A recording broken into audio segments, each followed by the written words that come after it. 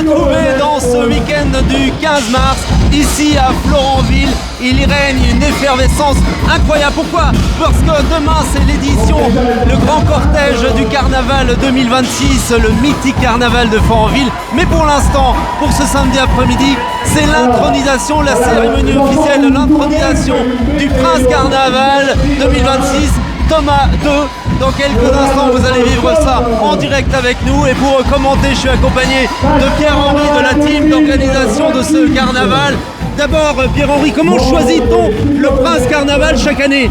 Alors, c'est un long processus. D'abord, ce sont les groupes locaux de Florenville qui créent une lettre de motivation, qui veulent être prince. Être prince, c'est du costaud, il faut organiser beaucoup de choses, donc chaque groupe doit se préparer à ça.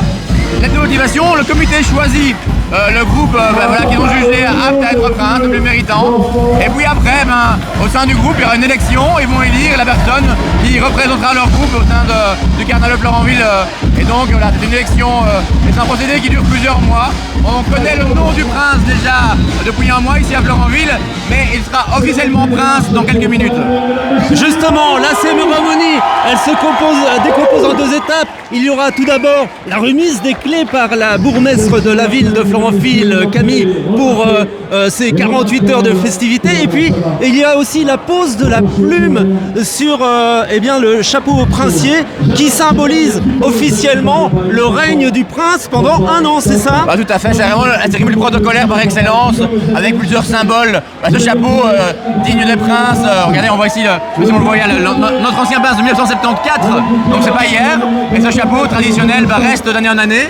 Et puis il y a cette plume, alors c'est une tradition, la plume qu'on respecte ou non, c'est le prince qui décide. Donc les plumes, c'est le signe de prestige, voilà, ça montre vraiment, quand vous voyez ce prince avec ses plumes, et bien ici c'est le prince de l'an dernier qui remettra bientôt sa plume au nouveau prince en gage de succession. Et d'ailleurs c'est issu d'une tradition historique, où on remettait aux militaires cette plume, voilà, qui était une distinction honorifique. On entend la foule qui va acclamer ce prince qui va donc monter dans quelques instants sur scène. Il est déjà là. Il est déjà là, je n'avais pas vu, on était de dos. Et donc Thomas II va recevoir les clés, on vous a expliqué comment ça allait se passer. Qu'est-ce qui fait que cette tradition folklorique à Florenville prend une ampleur depuis plusieurs décennies ici?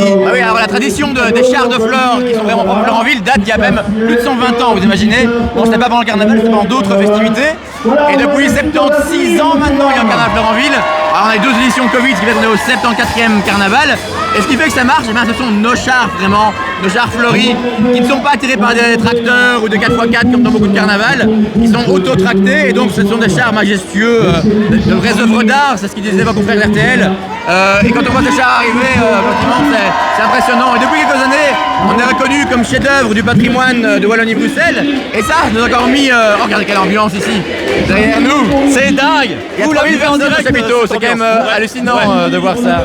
Et on peut saluer quand même le talent des passionnés, des bénévoles qui concoctent tout au long de l'année en coulisses 400 000 fleurs en papier crépon, c'est hallucinant. Oui, bénévoles, c'est difficile maintenant de trouver des bénévoles à l'heure actuelle. À Florenville, ça reste, on a toujours 400 bénévoles qui commencent à faire ces chars au mois de septembre.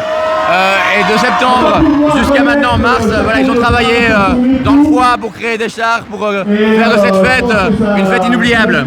Voilà, vous vivez en ce moment à l'image la transmission des chapeaux et des symboles entre le prince de l'an dernier et le nouveau prince qui va donc officier régner pendant un an. C'est la compagne du prince qui lui remet le chapeau, c'est pas souvent, c'est nouveau ça, donc c'est la compagne du prince, même l'épouse, parce qu'ils sont mariés il y a pas très longtemps, il y a quelques mois, qui va lui remettre voilà, ce chapeau. Allez, symboliquement, Thomas II est officiellement prince du carnaval 2026 avec un feu d'artifice gigantesque dans ce chapiteau. Pierre-Henri, on va se retrouver demain aussi en direct. On vous fera vivre évidemment cette édition 2026 qui s'annonce exceptionnelle. Et sous le soleil en plus, oui, j'allais le dire, le soleil est au rendez-vous comme un miracle se produit ici pour cette édition 2026. La fête continue ce soir. Tout à fait, avec 3 soirées différentes. 3 DJ qui vont jouer en simultané, avec une soirée années 80 en 2000 pour les plus anciens dont on fait partie. Ici dans ce grand chapiteau, ce sera des DJ du moment, Calumni qui cartonne en France et en Belgique. et à l'extérieur une scène électro. Donc on a 3 ambiances, c'est un vrai mini-festival. C'est nouveau, c'est comme ça, on évolue chaque année. Ouvert à tout le monde, hein, bien sûr. Tout à fait. Donc n'hésitez pas, ce soir, jusqu'au bout de la nuit et jusqu'à demain soir, On compte venez sur vous. ici célébrer l'édition 2026 du Carnaval 2026. Et puis nous, on sera en direct aussi demain sur Hello Ardennes à partir de 15h en immersion dans le cortège. Comme chaque année, on ne manque pas cette tradition complètement Demain, 15h. dingue à 15h. À demain les amis, salut. Ciao.